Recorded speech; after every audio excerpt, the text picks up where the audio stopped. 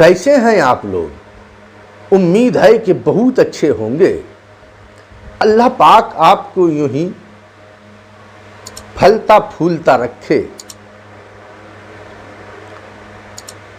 मैं आपका खादिम मोहम्मद मुश्ताक नोमानी हाजिर हुआ हूँ बहुत अहम गुफ्तगू के साथ। मुझे उम्मीद है कि आज की मेरी गुफ्तगू आपको बहुत कुछ सिखाएगी। बात यहाँ से शुरू करता हूँ कि एक हंगामे महशर हो तो उसे मैं भूलूँ, हज़ार बातों का रह रह के ख्याल आता है। थे कहाँ लाई कहाँ मौजे हवादिस हमको, बस यही सोच के अपनों पे मलाल आता है।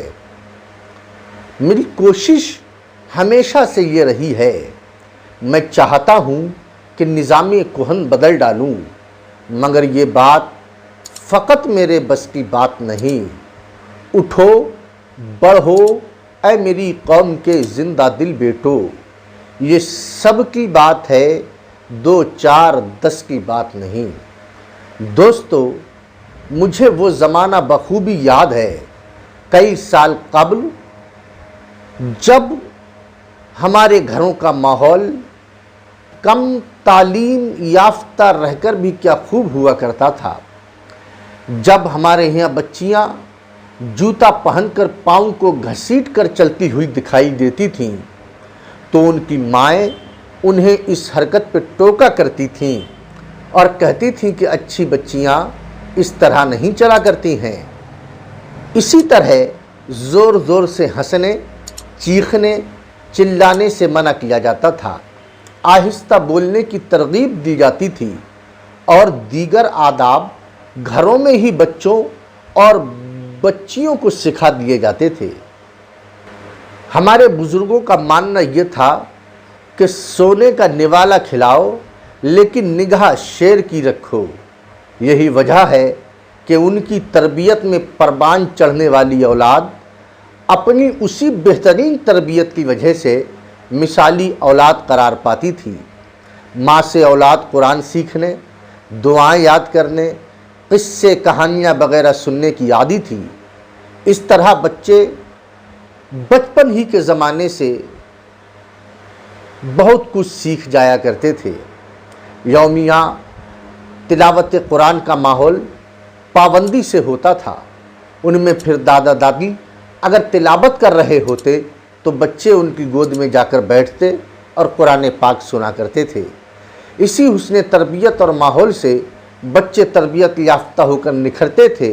रात में जल्दी सोने और सुबह में जल्दी उठने की आदत होती थी। दिन भर माँ की नज़रों में औलाद कैद रहती थी। घर से बाहर जाना होता था तो इजाज़त लेना ज़रूरी था।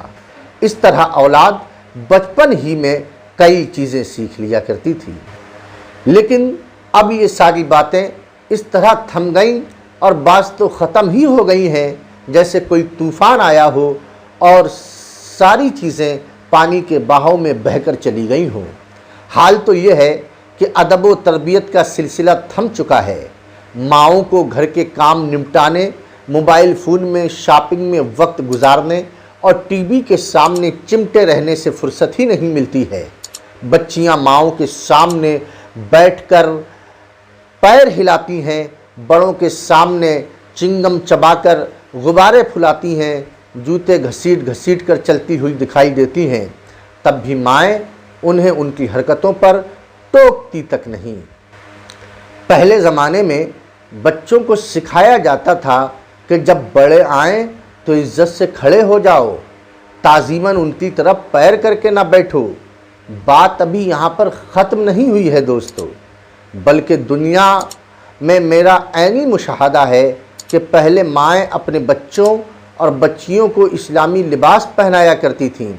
आज भी ये तसव्वुरात और आदाब दीनी तालीम याफ्ता घरों में देखने को मिलता है, मगर बहुत से घरानों का माहौल आज बिल्कुल उल्टा हो गया है।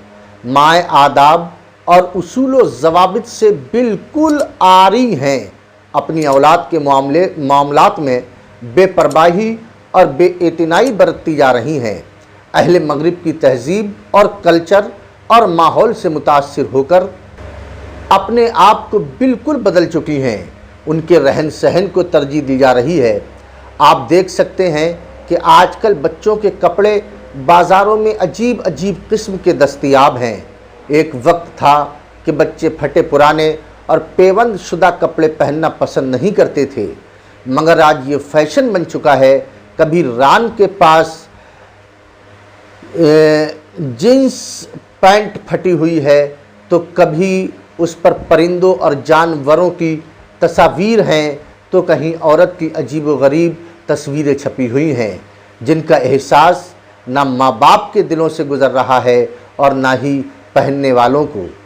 بعض دفعہ اسی پر نماز بھی پڑھ لیتے ہیں۔ ایسے ہی بچیوں کے کپڑے، جن میں بعض فٹ پینٹ اور فٹ شلوار اور اسی طرح مردوں جیسے کپڑے یعنی پینٹ، ٹی شرٹ وغیرہ، یہی عادتیں طول پکڑتی جا رہی ہیں۔